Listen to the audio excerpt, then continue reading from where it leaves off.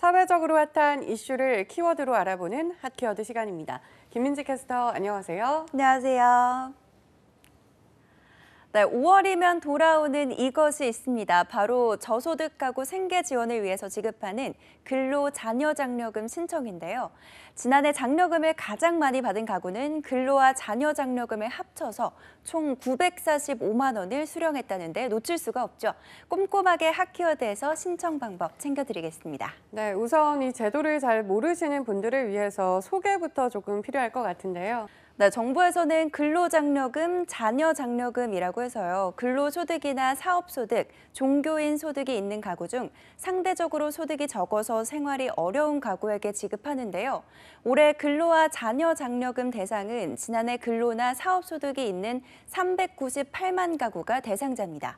국세청은 지난해 대상 가구에 장려금 신청 안내문을 발송 중이라고 밝혔는데요.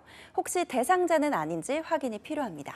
네, 충족해야 하는 소득과 재산 요건이 있다고 알고 있는데요. 구체적으로 어떻게 될까요?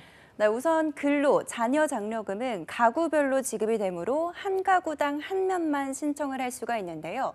가구 유형은 배우자나 부양가족 유무에 따라서 단독, 홑벌이, 맞벌이로 구분이 되고요. 근로장려금의 소득 기준은 단독 가구의 경우 지난해 총소득 4만 원에서 2천만 원 미만입니다. 홑벌이는 4만 원에서 3천만 원, 맞벌이는 600만 원에서 3,600만 원 미만이어야 받을 수가 있습니다. 또 자녀장려금은 18세 미만의 부양자녀가 있으면서 연소득이 4천만 원보다 작은 가구가 해당이 되는데 특히 장려금을 받으려면 가구 재산 합계액이 2억 원을 넘지 않아야만 가능합니다. 네, 앞서 지난해 장려금을 가장 많이 받은 가구는 두 가지 장려금을 모두 합쳐서 945만 원이라고 했는데 어떻게 이 금액이 나온 걸까요? 네, 연간 근로소득이 275만 원인 홑벌이 부부가 미성년 자녀 12명을 부양하고 있어서 근로장려금 105만 원에 자녀장려금 840만 원을 더해서 총 945만 원을 받은 건데요.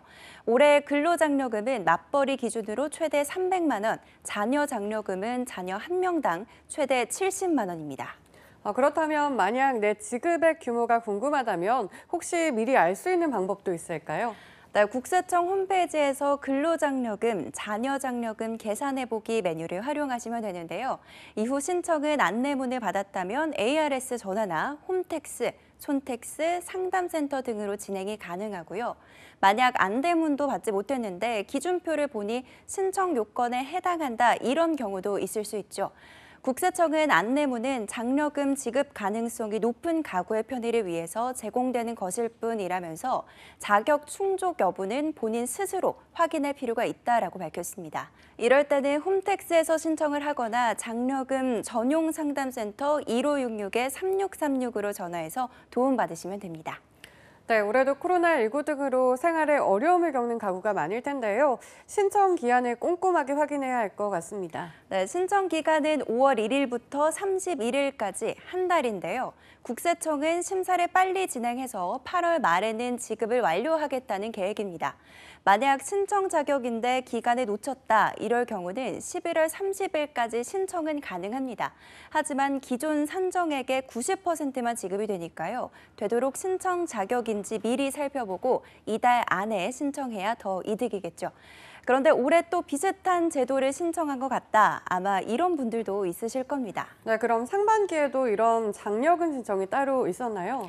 네, 지난 9월과 올해 3월에 반기 근로장려금을 신청한 분들은 이번 5월에는 신청 대상이 아닙니다. 그런데 난 아직 입금받은 금액이 없다 이런 생각도 드실 텐데요. 그 기간에 신청한 반기 근로장려금은 금년 9월에 근로장려금을 정산하고 환급하기 때문에 조금 더 기다리시면 받을 수 있습니다.